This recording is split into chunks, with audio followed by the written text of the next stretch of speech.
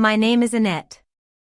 I'm sitting on the balcony of my hotel suite, sipping a cocktail as I watch the city lights flicker below. The air is warm, and the sound of the river flowing nearby is soothing. It's hard to believe that just a few days ago, my world was turned upside down. The day of my sister Isabella's wedding was supposed to be a beautiful, joyous occasion. Instead, it turned into a complete disaster. I was sitting here, enjoying my peace, while across town, chaos reigned supreme. I remember the moment my phone started buzzing non-stop. The first message flashed across the screen: "Isabella, where are you? The caterers aren't here." I smiled, taking a sip of my coffee. As I let the phone ring, I was taken back to the weeks leading up to this fiasco. Our family was part of the upper-middle-class community in Boston. On the surface, we seemed like the perfect family. We had regular family dinners, and we always looked picture-perfect in our holiday photos. But behind closed doors, things were very different. I was the responsible one, the one who always took care of everything. My parents, Richard and Elizabeth, were busy with their high-profile jobs. Dad was a corporate lawyer, always focused on his clients and cases, and Mom was a socialite who spent most of her time at charity events. Isabella, on the other hand, was the spoiled one, the golden child.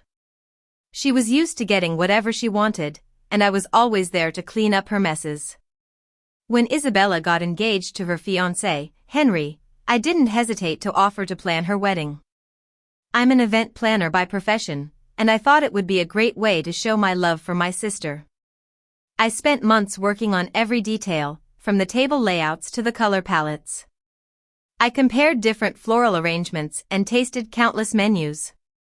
Every night, my living room was filled with fabric swatches, sample candles, and lists of vendors. My parents were proud to brag about their daughter, the event planner, to their friends. But they never once offered to help. They just assumed I would handle it all, as I always did. I told myself it was out of love, family love that expected nothing in return. I wanted Isabella's special day to be perfect. A week before the wedding, the city was in full bloom. The trees were covered in blossoms, and the air smelled sweet. I was driving across town every morning to coordinate deliveries at the elegant garden venue. The work was exhausting, but I found it satisfying. Then, one night, I came home early. As I walked into the house, I heard my parents and Isabella talking in the living room.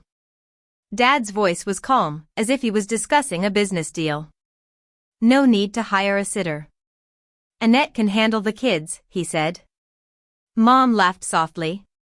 "Annette doesn't have much going on anyway." Isabella chimed in, "Yeah, she's good with kids. She won't mind." They had planned it all. There were going to be 12 kids at the wedding, from family, friends, and relatives, a mini daycare in the middle of the reception.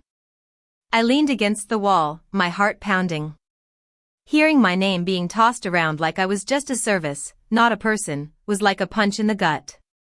I wanted to walk in and confront them, but I couldn't. Instead, I crept upstairs and opened my wedding binder. I stared at all the notes I'd written in neat cursive. The color codes, timelines, and the vendor deposits paid under my name. For the first time, all that order felt like a cage. That night, I realized I wasn't their daughter, I was their free labor. I didn't sleep that night. I lay in bed, staring at the ceiling fan, its blades cutting through the darkness. Every sound from downstairs, the hum of the fridge, the clinking of dishes, reminded me of how much I'd been taken for granted. By morning, my anger had turned into emptiness. I made coffee and answered a few client emails, pretending everything was normal. But in the quiet moments between sips, I kept replaying their words. They had not only underestimated me, they had erased me. That afternoon, I drove downtown to meet my best friend, Lily, at a trendy coffee shop called the Beanery. The place smelled like freshly brewed coffee and warm pastries. Lily walked in late, her straight hair damp from the light rain, and her briefcase in hand. One look at my face, and she knew something was wrong. "Who did what?" she asked without even sitting down. I told her everything. How I'd spent months planning Isabella's dream wedding, and how my parents had just volunteered me to babysit a dozen kids like it was part of the package. Lily's expression changed from disbelief to disgust. "That's not family, Annette. That's exploitation," she said, crossing her arms. I laughed bitterly. "Yeah, but that's how it's always been. I'm the fixer." Lily's voice got sharp. "Then stop fixing. Let them deal with the consequences for once." Her words hit me like a bolt of lightning. When I got home, I opened my wedding binder again. All the hard work I'd put into it now felt like a prison. I flipped to the first page where I'd written Isabella and Henry's wedding in elegant silver ink. Without thinking, I tore it out. The paper ripped cleanly down the middle. I sat there for a long time, surrounded by pieces of my own effort. Then, a calm, focused silence filled the room. I opened my laptop and pulled up my vendor list.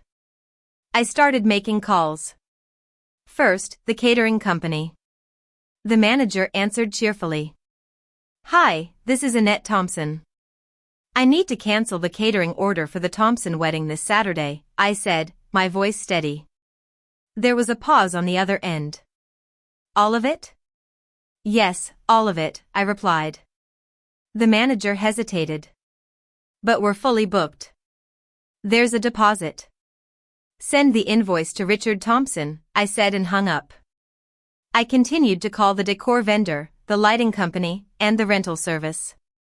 Each call was easier than the last. I didn't shout or explain. I just unbuilt the wedding I'd created, piece by piece.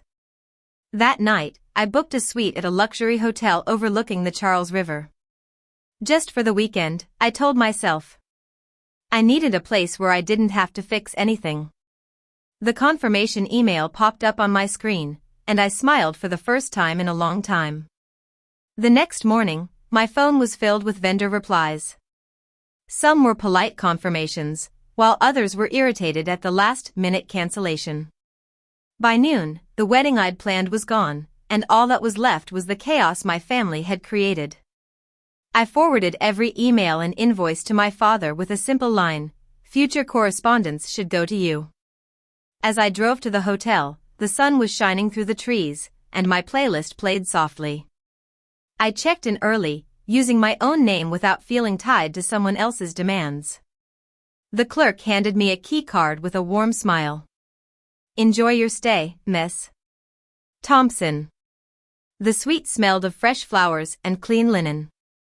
From the balcony, I could see the river winding through the city, the sunlight glinting off the water. I ordered coffee, set my phone on silent, and just let the world go on without me. By Friday evening, Isabella started texting. "Hey, are the table runners in your car? Mom says the florist can't reach you." Her messages piled up, each one showing her growing panic. I didn't reply. Instead, I ran a bath, poured myself a glass of wine, and opened my laptop to start a new project, Annette Thompson Event Designs. The night before the wedding, my dad texted. "We need you at the garden by 7 a.m. No excuses." I typed back, "I won't be there." Then I turned my phone face down. Saturday morning arrived, bright and beautiful.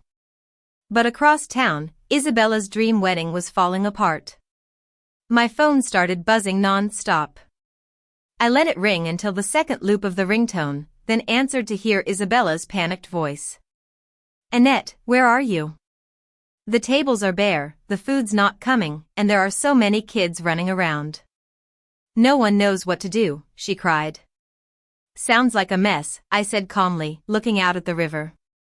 "Annette, this isn't funny. You were supposed to be here. We can't fix this without you," she snapped. "Funny? That's exactly what you said about me a week ago, that you could handle everything," I replied softly. She gasped. "You can't just walk away. It's my wedding. And it was my work." "But you didn't seem to care about that," I said. There was a long silence on her end, broken only by the distant sounds of chaos. Then Isabella's voice cracked again. "Please, Annette, I'm begging you." I let the moment hang. "Don't wait for me, and don't wait for the buffet," I said, then hung up. For the next hour, I ignored my phone. I read a magazine, ordered room service, and took my time with breakfast. By noon, the messages started pouring in. Lily texted with a photo from a guest's Instagram story. Rows of empty tables, wilted flowers, and kids in formal clothes running wild. The caption read, "When your planner quits on the wedding day, #chaos." I laughed out loud, not in a cruel way, but in disbelief at how things had turned out.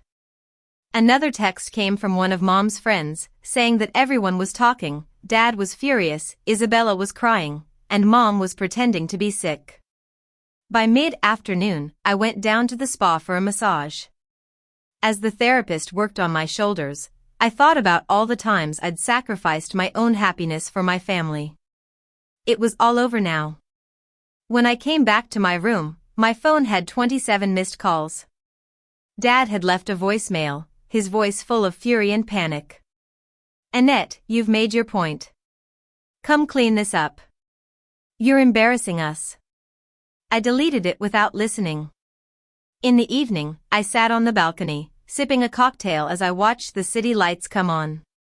Somewhere across town, my family was still trying to salvage the disaster they'd created. The next day, my inbox was filled with updates. They'd hired a last-minute catering service, sandwich trays for 150 people, which cost them $3,000. Half of the guests had left early, and people were calling it the most awkward wedding in town. My cousin, Jake, who'd been at the wedding, texted me. "You were right to walk away. Uncle Richard tried to blame you, but everyone saw through it. Aunt Elizabeth cried when the food truck showed up, and Isabella won't talk to anyone." I replied, "Thanks, Jake. Some lessons come at a high price." That night, Isabella called. Her voice was small and full of regret. "Annette, I'm sorry. I didn't mean to make you feel used." I let her words hang in the air. "You didn't make me feel used, Isabella. You made me realize I was," I said quietly. She didn't reply. I heard a shaky breath, then a whisper. "We'll never fix this, will we?" I thought for a moment. "You never fixed it before. So, why start now?"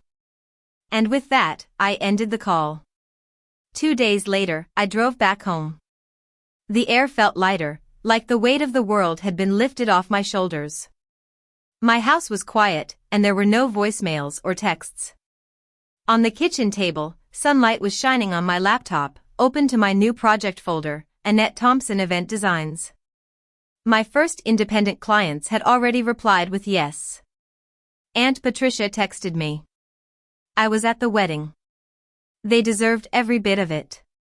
You did the right thing. Her words were like a warm hug. I opened social media out of curiosity. Photos of the chaotic wedding were everywhere, with captions like "Disaster Wedding, No Food, Mismanaged." None of them mentioned my name. For once, the chaos didn't belong to me. A week later, I stood in my new office downtown. Sunlight was streaming through the big glass windows, and my sketches were pinned on the wall. My name was printed on the door, Annette Thompson Event Designer. My phone buzzed with a text from Lily. "Told you they'd learn the hard way." I smiled, sipping my coffee. Maybe they finally did. Family doesn't mean servitude. Sometimes, walking away is the loudest way to say enough.